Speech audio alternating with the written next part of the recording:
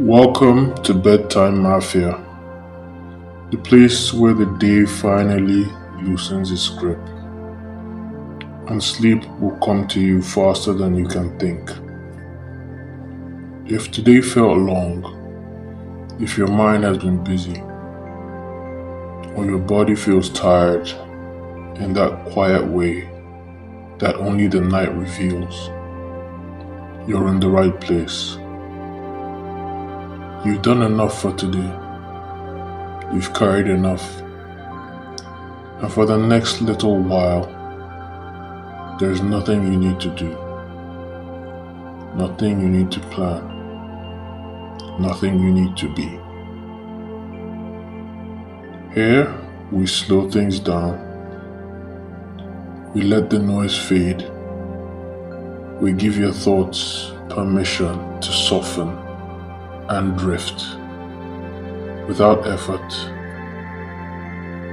You don't have to listen closely. You don't have to stay awake. You don't even have to remember this story. All you need to do is get comfortable and let my voice keep watch while you rest. So now, take a moment and find your most comfortable position. Take a moment now. Adjust your pillow if you need to. Let it cradle your head just right. Pull up the covers to your chin or wherever feels best for you tonight.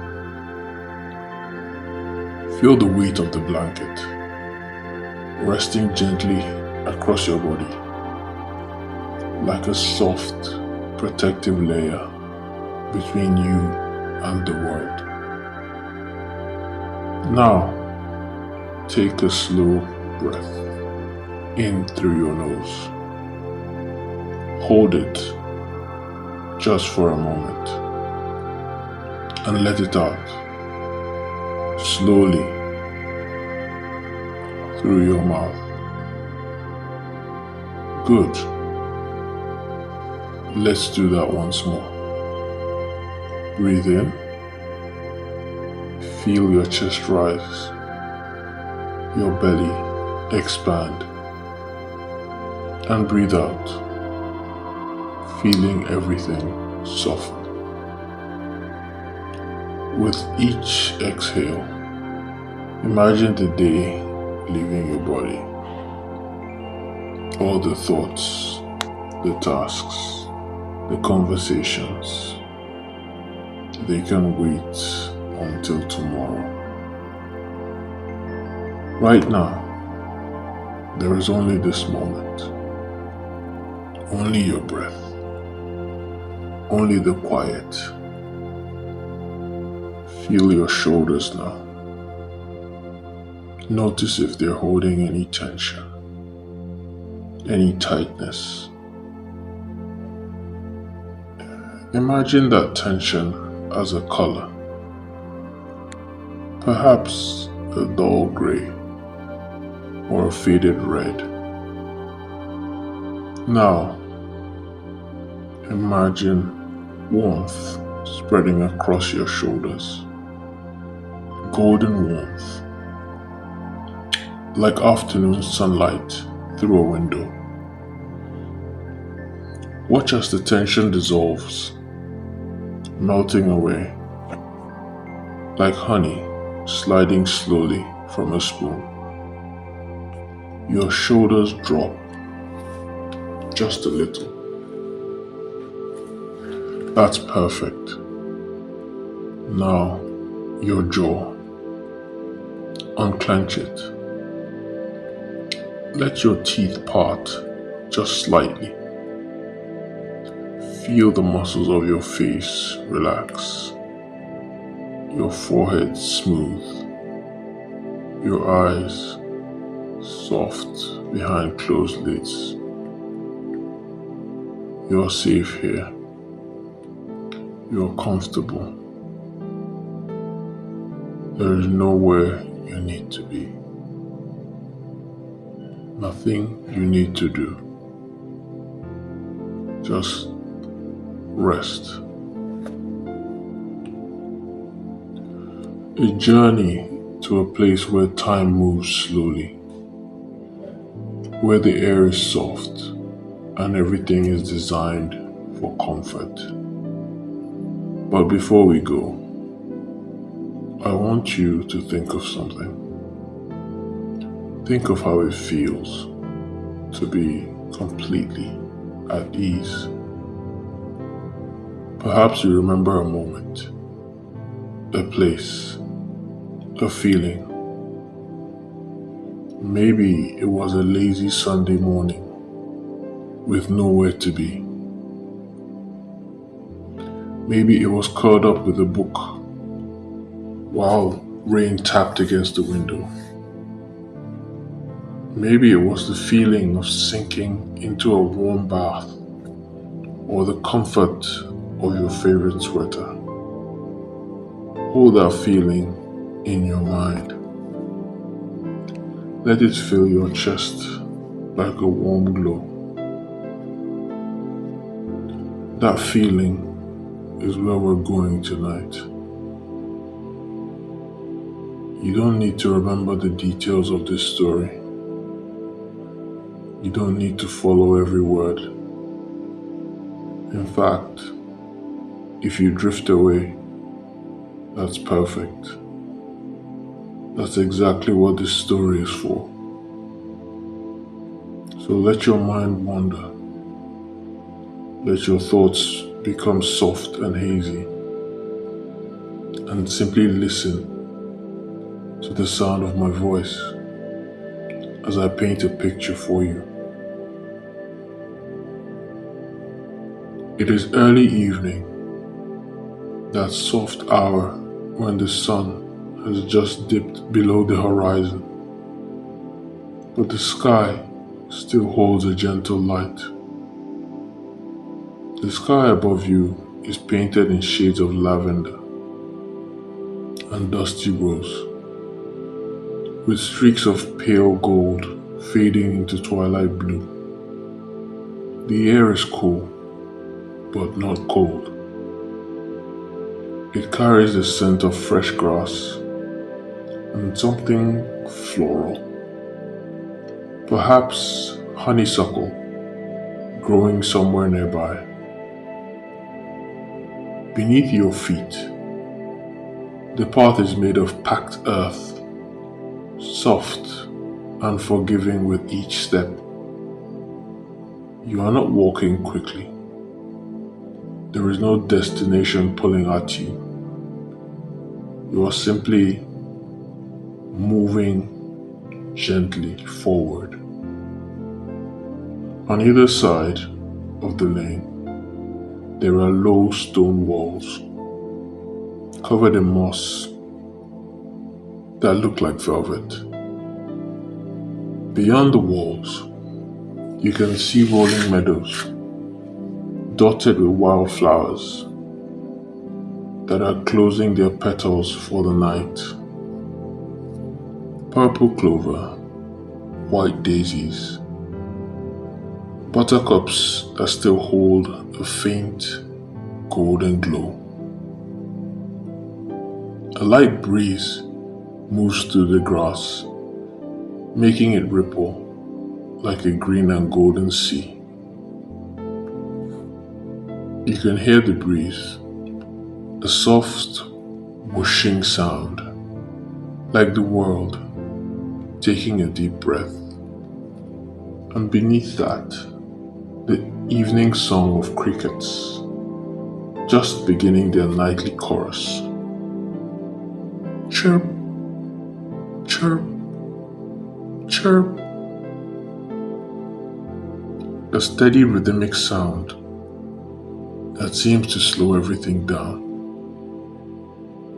You walk a little further, and the lane begins to curve gently to the left. As you round the bend, you see it. A cottage. It sits in a small clearing, surrounded by a garden that has grown wild and wonderful. The cottage is made of honey-colored stone, weathered by years of sun and rain. The roof is thatched, thick and golden brown, with small tufts of grass growing along the edges. A thin wisp of smoke rises from the chimney, curling lazily into the evening air. The windows glow with warm amber light, like eyes that are happy to see you. There is a wooden gate, slightly open, as if the cottage has been expecting you. You push it gently, and it swings inward with a soft creak. The path to the front door is made of stepping stones, each one smooth and flat, placed just the right distance apart. As you walk toward the door, you pass through the garden. Lavender bushes line the path, their purple flowers releasing a calming fragrance as you brush past. You can smell it now, that soft, powdery scent wrapping around you like a gentle embrace. There are roses too, climbing up a wooden trellis beside the door.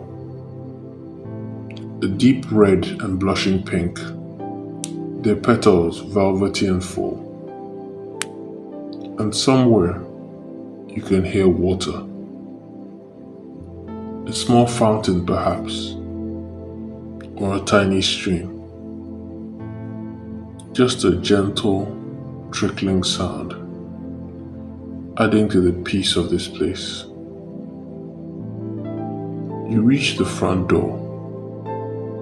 It is painted a deep forest green,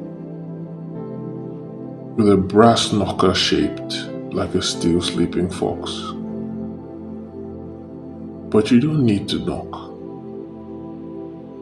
The door is slightly ajar, warm light spilling out onto the doorstep. You push it open slowly and step inside. It wraps around you immediately like a blanket fresh from the dryer. The air inside smells of wood smoke and something baking, something sweet and comforting. Cinnamon perhaps? Or brown sugar and butter. You stand in a small entryway, your feet on a woven rug that is soft and slightly worn from years of welcoming visitors. To your left, there is a row of hooks and a bench with cushions in faded floral patterns. You sit down on the bench and begin to remove your shoes. You slip them off one at a time and feel the relief of freeing your feet. Beside the bench, there is a pair of slippers. They are made of soft, felted wool, the color of oatmeal, with a fleece lining that looks impossibly cozy. You slide your feet into them. Oh, they are even softer than they looked. Warm, cushioned, like walking on clouds. You wiggle your toes and feel the fleece hug each one. Standing up, you move further into the cottage. The main room opens up before you. It is not a large space, but it feels perfectly sized. Cozy, not cramped. Intimate, not small. The walls are painted a soft cream color. They are lined with wooden shelves. The shelves hold books. So many books, with worn spines in every color. There are also little treasures scattered among them. A brass candlestick, a small ceramic owl, a jar of dried flowers. The floor is made of wide wooden planks, dark with age, and covered here and there with more woven rugs in earthy reds and blues. In the center of the room, there is a fireplace. It is made of the same honey-colored stone as the outside of the cottage, and the fire crackles gently within. The flames dance in shades of orange and gold, casting flickering shadows across the walls.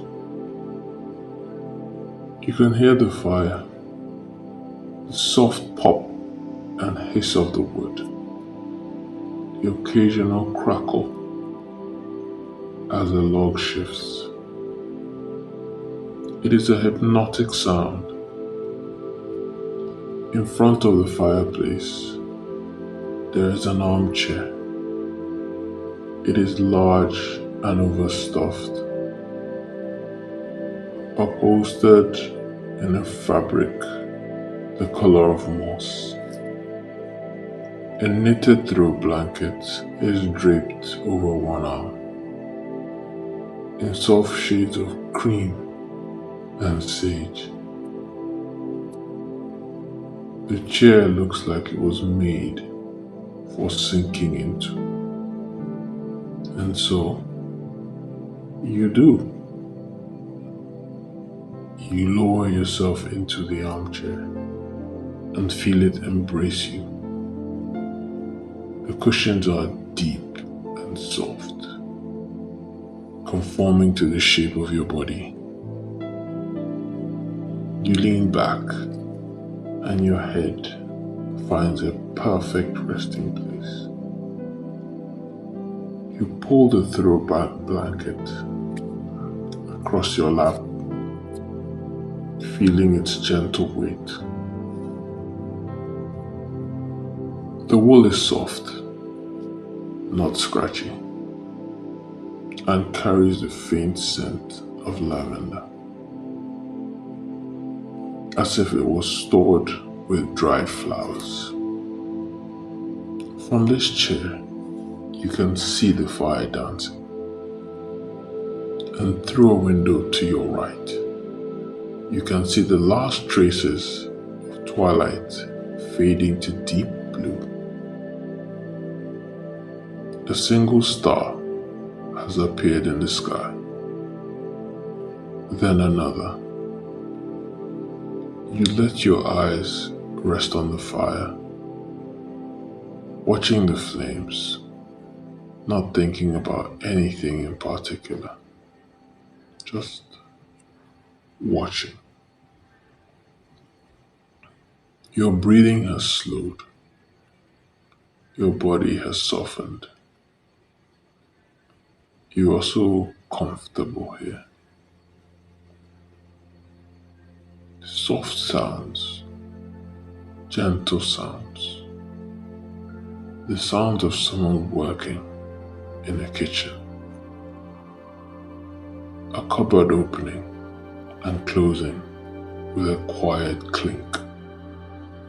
the clink of ceramic, perhaps a bowl being set on a counter,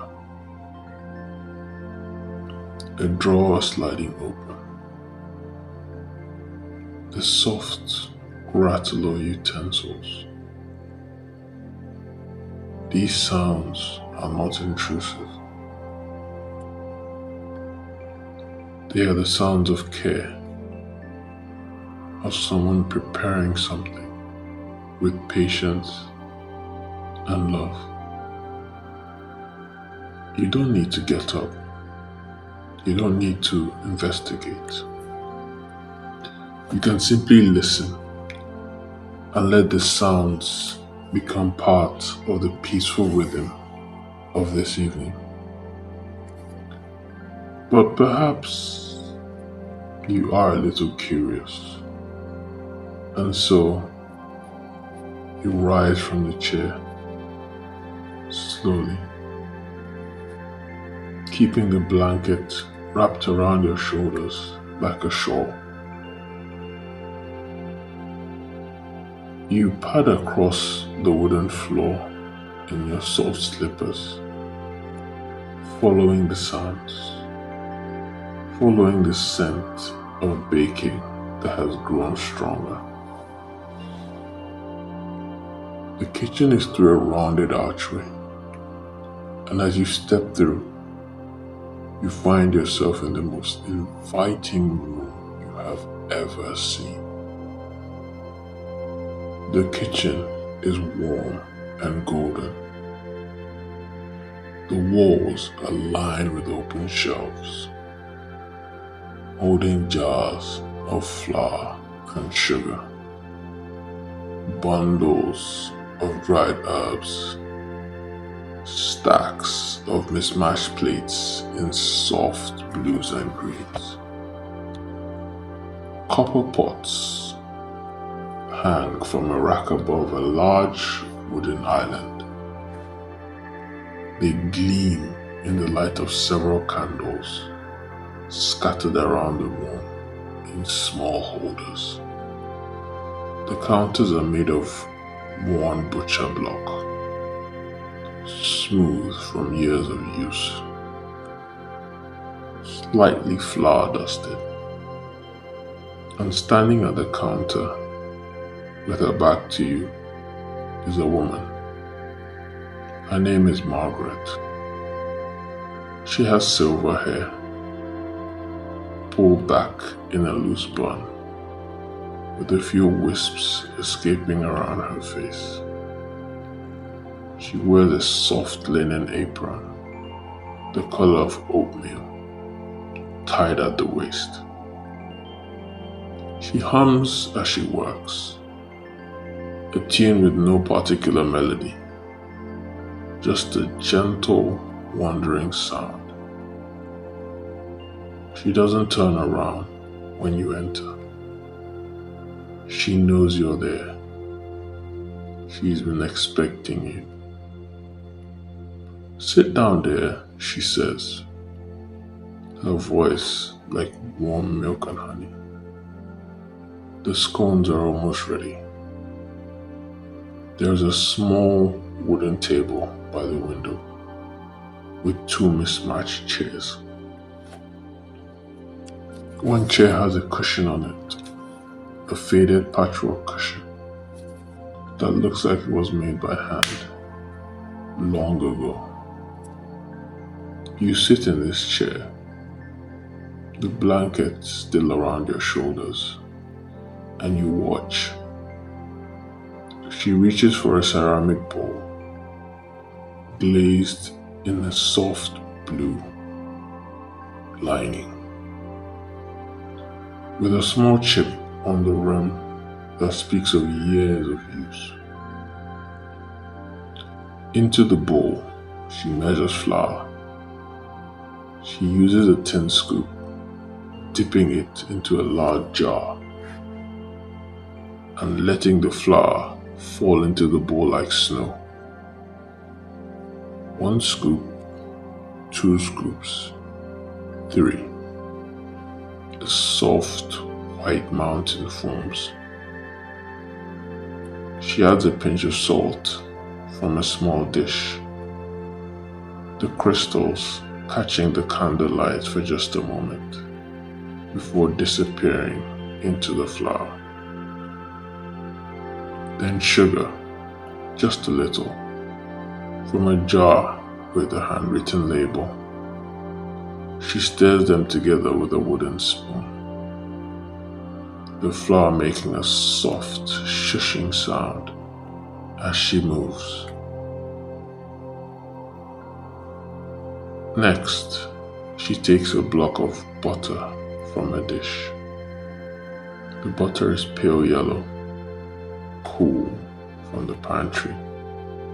She cuts it into small cubes, her knife making quiet thunk sounds against the wooden cutting board.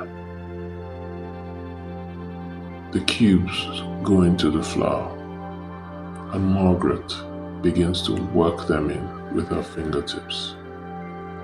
She rubs the butter and flour together gently, patiently. The mixture becomes crumbly, like damp sand. You watch her hands move, strong and weathered hands, with silver rings that glint softly. She works the dough, never rushing. No timer is ticking. There is no schedule to keep. Just the butter and the flour, and the soft sound of her humming. When the mixture looks like fine breadcrumbs, she makes a well in the center. She pours in cream from a small jug. The cream is thick and ivory colored, pooling in the center of the flour. She adds a splash of vanilla, and the scent rises up, sweet and warm. With the golden spoon, she begins to fold the mixture together. Slowly, gently, turning and folding, turning and folding. The dough comes together in a shaggy mass. Margaret dusts the counter with flour, a soft cloud rising and settling. She turns the dough out and begins to pat it down with her palms, not kneading, just pressing, shaping.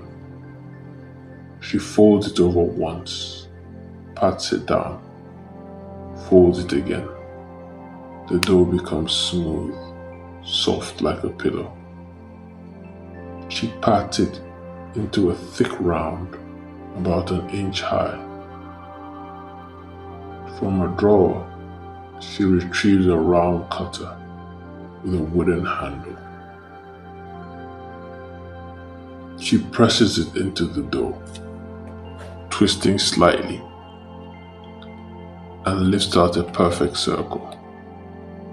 1, 2, 3, 4, 5 scones. She places them on a baking tray, lined with parchment that crinkles softly. She brushes the tops with a little more cream, making them shine. The tray goes into the oven, and Margaret closes the door with a gentle click. "Now we wait," she says, and she comes to sit across you from the little table. Margaret settles into the chair from across you, the wood creaking softly beneath her. The oven hums behind her, a low, steady warmth filling the cottage. For a moment, there is only quiet, then a faint sound, a single drop of rain, tapping against the window. You both turn your heads slightly, Another drop follows, then another. Soon, a gentle pattern begins to form. Rain gathers on the glass, tracing slow, wandering paths downwards. The candle on the table flickers, its flame bending with a soft draft. Margaret smiles, the kind of smile that belongs to someone who has known many rains. Good baking weather, she says softly. Outside, the sky deepens into a dusky grey. The trees beyond the cottage sway lazily, their leaves whispering. The rain grows steadier, not a storm, just a patient, soaking rain. It drums lightly on the roof. 1,000 tiny fingers play the shingles. The sound wraps around the cottage like a blanket. Margaret folds her hands on the table. Her silver rings catch the candlelight again. Tiny moons circling her fingers. She studies you for a moment. Not in a curious way, but in a knowing way. As long as it rains, she says, there is nowhere else to be. The clock on the wall ticks, slow and unbothered. You notice the scent in the air beginning to change. Butter warming, sugar melting, vanilla blooming in the heat. The promise of something golden. Margaret rises quickly. She walks to the kettle resting on the iron stove. With careful hands, she fills it from a stone jug. The water pours in a smooth, steady stream. She places the kettle back on the heat. Soon, a soft murmur begins inside it. The rain continues its gentle rhythm. The windows fog slightly from the warmth within. Margaret takes 2 cups from a shelf. They are mismatched.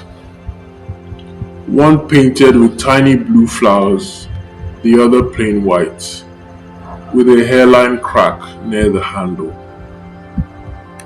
She sets them on the table between you. From a tin, she spoons loose tea leaves into a small pot. Dark curls of dried leaves, earthy and fragrant. The kettle begins to whisper louder. Not shrill, just ready. She pours the hot water over the leaves. Steam rises, carrying a deep, comforting aroma. She places a knitted tea cozy over the pot. It is pale green, slightly uneven, clearly handmade. The rain thickens for a moment. You hear it move across the roof in waves. Margaret returns to her chair. She does not rush to speak. Instead, she listens to the rain, to the oven, to the quiet breathing of the cottage itself. The oven gives a soft metallic tick as it adjusts to the heat. The faint sweetness drifts from it now. Margaret closes her eyes briefly. In a little while, she says, almost to herself, they'll rise. You imagine the scones inside, the cream lifting them gently, the tops turning golden, edges just beginning to crisp. The rain softens again. The world outside blurs into watercolor shapes. Time feels different here, slower, thicker. Margaret opens her eyes. "Tell me," she says quietly, "what brought you to my door?" Her voice is calm, without expectation. You think back to the path through the woods, the way the cottage seemed to appear from the mist, the way the light in the window felt like an invitation. Perhaps you were simply walking. Perhaps you were searching. Margaret nods gently, as though she understands, even what you do not say aloud. The tea is ready. She pours it slowly, amber liquid filling the cups. She adds a splash of milk to yours, just enough to soften the color. You wrap your hands around the cup. It is warm, steady, grounding. The first sip is smooth, slightly sweet, comforting. The rain keeps falling, and the cottage feels smaller now, in the best way. Cozy, contained, safe. Margaret leans back in her chair. "We have plenty of time," she murmurs. The oven releases another soft breath of sweetness, and somewhere inside, the scones continue to rise. A gentle chime sounds from the small timer Margaret has quietly set. Not loud, just enough. She rises once more, steady and unhurried. The oven door opens. A wave of warmth spills into the room, rich, buttery, golden. The scones sit tall on the tray, their tops bronzed, edges lightly crisped. Margaret lifts them carefully, placing the tray on the wooden table. They crackle faintly as they cool. Steam escapes in delicate curls. She breaks one open with her hands. The inside is tender, fluffy, pale as clouds. She spreads a spoonful of jam across the warm surface. The jam melts slightly, deep red against golden crumb. She slides the plate toward you. "Careful," she whispers, "still warm." You take a bite. Soft, sweet, buttery. Outside, the rain begins to slow. Inside, the candle burns lower. The cottage holds you both in its quiet embrace. And for a while longer, there is nothing else in the world but warmth, rain, and the gentle presence of Margaret beside you. The scones rest between you, breathing out their warmth. Margaret places a small dish of clotted cream beside the jam. It is thick, ivory, holding the shape of the spoon. She splits another scone, steam rising in a soft cloud. First cream, then jam, always in that order. She hands it to you on a small porcelain plate. The plate is warm from the scone. You take a bite. The outside gives way with the faintest crispness. Inside, it is tender.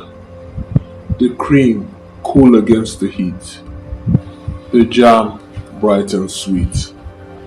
Margaret watches with quiet satisfaction. Not pride, not contentment, just satisfaction. Outside, the rain slows to a whisper. Droplets cling to the window panes, trembling. The oven cools with soft metallic ticks. The cottage smells of butter and sugar and tea leaves. Margaret folds a linen cloth over the remaining scones. Best eaten warm, she says. You nod, already reaching for another small piece.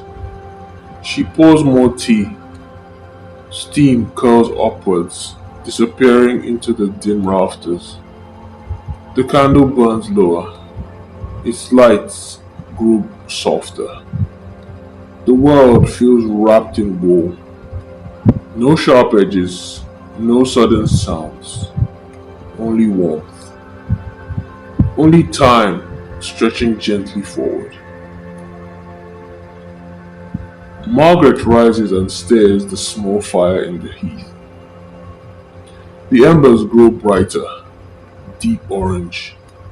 A log settles with a soft sigh. Sparks rise briefly, then fade. She returns to her chair, bringing a small wooden box with her. The lid creaks as she opens it. Inside are old recipe cards, edges curled, ink slightly faded. She lifts one carefully. This one was my mother's, she says. Her thumb traces the handwriting, loops and flourishes. Measured in cups and handfuls, an intuition. She tells you how the cottage once held more voices, laughter bouncing off these same walls, boots by the door, aprons hung on hooks. The rain was always the same though, faithful, returning each season. She smiles at the memory, not sad, just full. You listen as the fire crackles. The kettle clicks as it cools. Outside, the rain becomes mist. The air grows still. Margaret places the card back in the box. She closes the lid gently. Some stories she lets rest. The light outside begins to dim. Grey, turning to blue. Blue, deepening toward indigo. Margaret stands and lights another candle. Its flame joins the first. Shadows dance softly along the walls. She gathers the cups, rinses them in a small basin. The sound of water is gentle, unhurried. You notice how every movement she makes is deliberate. Nothing wasted, nothing rushed. She wipes the table with a damp cloth. Crumbs disappear. The linen is folded. The kitchen returns to stillness. Margaret opens the door briefly. Cool evening air slips inside. It smells of wet earth, of moss, of rain-soaked wood. She steps onto the small porch. You follow. The sky is clearing, clouds parting slowly. A single star appears, then another. The trees drip quietly. The world feels washed, clean. Margaret leans on the railing. It will be a clear night, she says. You stand beside her, listening to nothing and everything. Inside again, the cottage is dim. Margaret leads you to a small sitting room. A woven rug lies beneath your feet. A rocking chair rests near her hearth. The bookshelf lines the far wall. She selects a book, worn spine, pages softened by years. She sits and begins to read. Her voice is low, even, each word placed carefully into the air. You do not need to follow the story, only the rhythm. Her voice blends with the fire's crackle, with the quiet ticking clock. Your eyelids grow heavy. The chair cushions cradle you. Warmth settles in your bones. Margaret turns a page. Paper whispers. Outside, an owl calls once. Soft, distant. The cottage breathes in, breathes out. The fire has burned low. Candles flicker near their end. Margaret closes the book. She marks the page with a thin ribbon. You must be tired, she says, gently. She shows you a small guest room. A narrow bed waits beneath a quilt, stitched in faded florals. The sheets are cool, fresh. She places a small oil lamp on the beside table. Its glow is golden, soft. Through the window, stars shimmer between drifting clouds. Margaret pauses at the doorway. Rest well, she whispers. Her silver rings catch the lamplight one last time. She closes the door halfway, not fully. The cottage settles around you. Wood beams creak softly. Wind brushes the eaves. Somewhere, the last ember fades. You sink into the pillow, wrapped in kilt and quiet, and the faint lingering scent of vanilla. Safe, warm. As sleep carries you gently deeper, and the cottage keeps its watch through the night.